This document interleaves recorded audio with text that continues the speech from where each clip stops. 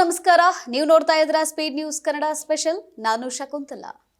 ಅರಣ್ಯ ಪ್ರದೇಶದ ಗಡಿ ಅಂಚಿನ ಗ್ರಾಮಗಳಲ್ಲಿ ಕಾಡು ಪ್ರಾಣಿಗಳ ದಾಳಿಯಿಂದ ಬೆಳೆ ಹಾನಿಯಾಗಿರುತ್ತವೆ.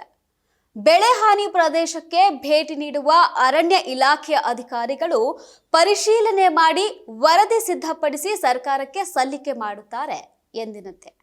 ಈ ವರದಿಯನ್ನಾಧರಿಸಿ ಸರ್ಕಾರ ಬೆಳೆ ಹಾನಿಗೊಳಗಾದಂತಹ ರೈತರಿಗೆ ಪರಿಹಾರ ಧನ ಬಿಡುಗಡೆ ಮಾಡಲಾಗುತ್ತದೆ.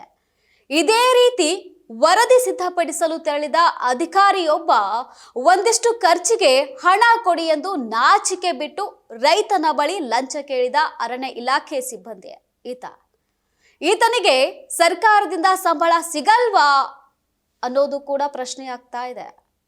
ಬೆಳೆ ಹಾನಿಯಿಂದ ಆರ್ಥಿಕ ಸಂಕಷ್ಟಕ್ಕೊಳಗಾಗಿರುವ ರೈತರ ಬಳಿ ಈ ರೀತಿಯಾಗಿ ಲಂಚ ಕೇಳುತ್ತಿದ್ದಾನಲ್ಲ. ಸಂಕಷ್ಟದಲ್ಲಿರ್ತಾರೆ ಮೊದಲೇ ರೈತರು.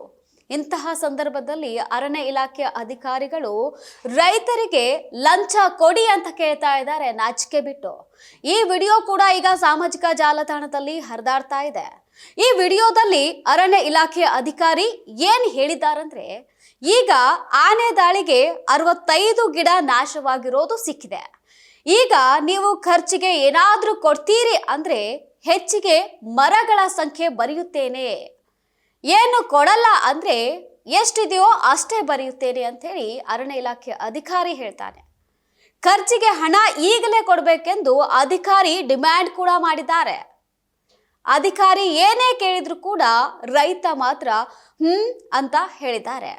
ಬಹುಶಃ ರೈತ ಲಂಚ ನೀಡಲು ಒಪ್ಪದ ಹಿನ್ನೆಲೆಯಲ್ಲಿ ವರದಿಯಲ್ಲಿ 65 ಗಿಡಗಳೆಂದೇ ಅಧಿಕಾರಿ ದಾಖಲಿಸಿದ್ದಾರೆ. ಹೆಚ್ಚು ಬೆಳೆ ಹಾನಿ ಅಂತ ಉಲ್ಲೇಖಿಸಿದ್ರೆ ಸರ್ಕಾರದಿಂದ ಅಧಿಕ ಪರಿಹಾರ ಸಿಗಲಿದೆ ಎಂಬ ಆಸೆಯನ್ನು ಹುಟ್ಟಿಸಿ ರೈತನಿಗೆ ಅರಣ್ಯ ಅಧಿಕಾರಿಯೇ ಪರೋಕ್ಷವಾಗಿ ಈ ರೀತಿಯಾಗಿ ಹೇಳ್ತಿದ್ದಾರೆ. ಈ ರೀತಿಯಾಗಿ ಸುಳ್ಳು ಮಾಹಿತಿ ನೀಡಿ ಸರ್ಕಾರಕ್ಕೆ ಮೋಸ ಮಾಡೋದು ಈ ಅಧಿಕಾರಿಯ ಉದ್ದೇಶ ಎಂಬುದು ಸ್ಪಷ್ಟವಾಗಿ ಗೊತ್ತಾಗ್ತಾ ಇದೆ. ನೀವು ನೋಡ್ತಾ ಇದ್ದೀರಾ ಸ್ಪೀಡ್ ನ್ಯೂಸ್ ಕನ್ನಡ. ನಿರಂತರವಾಗಿ ನೋಡ್ತಾ ಇರಿ. ಸುದ್ದಿ ನಿಮ್ಮದು, ವೇಗ ನಮ್ಮದು.